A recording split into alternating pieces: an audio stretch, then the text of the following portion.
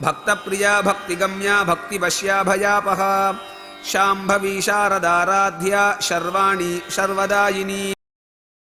భక్తప్రియ భక్తులేడ ప్రేమ వాత్సల్యము గలది.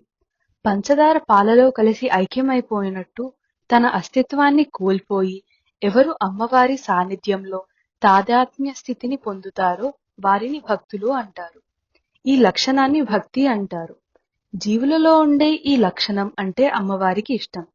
ఈ లక్షణము గల వారిపై అపారమైన వాత్సల్యమును ప్రేమను చూపునది.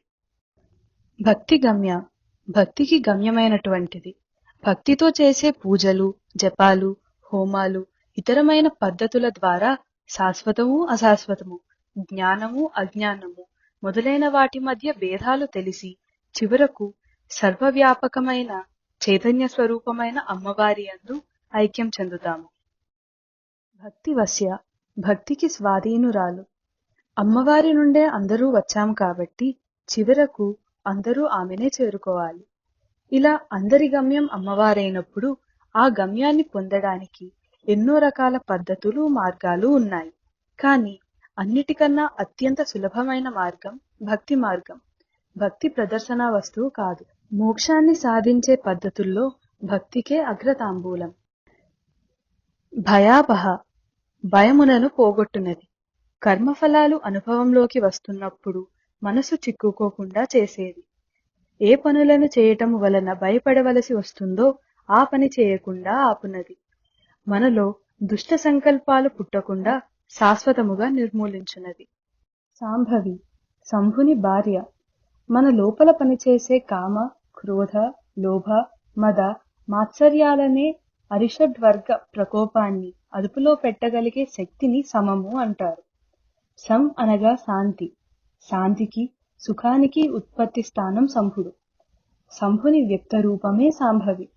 శంభుడు ఓం అనే బీజాక్షరం చేత తెలియబడతాడు, ఉచ్చరింపబడతాడు. రెప్ప వేయకుండా కళ్ళు బాహ్యంగా చూస్తూ ఉండి మనస్సు మాత్రం సహస్రారంలోని బిందువు వద్ద ఉండే అమ్మవారిపై కేంద్రీకృతమై ఉంటే ఆ శారీరక స్థితిని శాంభవి ముద్ర అంటారు. దేవీ భాగవతం ప్రకారం 8 సంవత్సరాల కన్యను శాంభవి అంటారు. శారదారాధ్య సరస్వతిచే ఆరాధింపబడినది. సా అనే అక్షరం శాంతిని, సుఖాన్ని, శుభాన్ని సూచిస్తుంది. రకారం వెలుగును సూచిస్తుంది. ఈ 2 అక్షరాలు కలిగినదే శరత్ అనే పదం.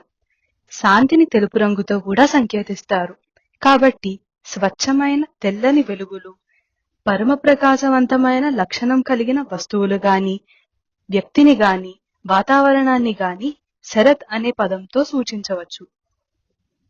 ఈ శరత్ లక్షణం కలిగినది కాబట్టి సరస్వతిని శారద అన్నారు. ఈ శరత్ లక్షణం ఉండు కాలాన్ని శరదృతువు అన్నారు. ఈ శరదృతువు ఆశ్వయుజ మాసంతో ప్రారంభమవుతుంది. ఈ మాసంలో అమ్మవారు ఆరాధింపబడుతుంది. వాక్కుకు సంబంధించిన వసిన్యాది వాగ్దేవతలచే పూజింపబడు అమ్మవారు. సర్వాణి సర్వుని భార్య. శ్రీని అన్నిటిలోనూ వ్యాపింపచేయువాడు సర్వుడు. శ్రీ అంటే సంపద. ఈ సంపద మనకు భూమి నుండి వస్తుంది. ఈ భూమి శివుని అష్టమూర్తులలో ఒకటి. అందుకే భూస్వరూపుడైన శివునికి సర్వుడు అనే పేరు వచ్చింది. ఈ సర్వుని భార్య సర్వాణి లేక సుకేసి అని పిలువబడే అమ్మవారు. ఈ సుకేసికి పుట్టినవాడే కుజుడు అని లింగపురాణం, వాయుపురాణంలోని చెప్పబడినది. శర్మదాయిని శాంతిని, సుఖమును ఇచ్చున్నది. శర్మ అంటే శాంతి, సుఖము అని అర్థం. శాంతి లక్షణం ఉన్నవారే శర్మలు.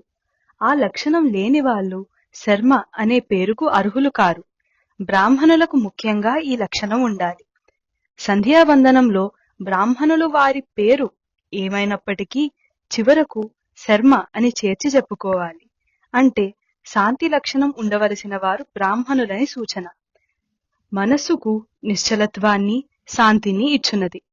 భక్తప్రియా భక్తిగమ్యా భక్తివశ్యా భయాపహా శాంభవి శారదారాధ్యా శర్వాణి శర్వదాయిని.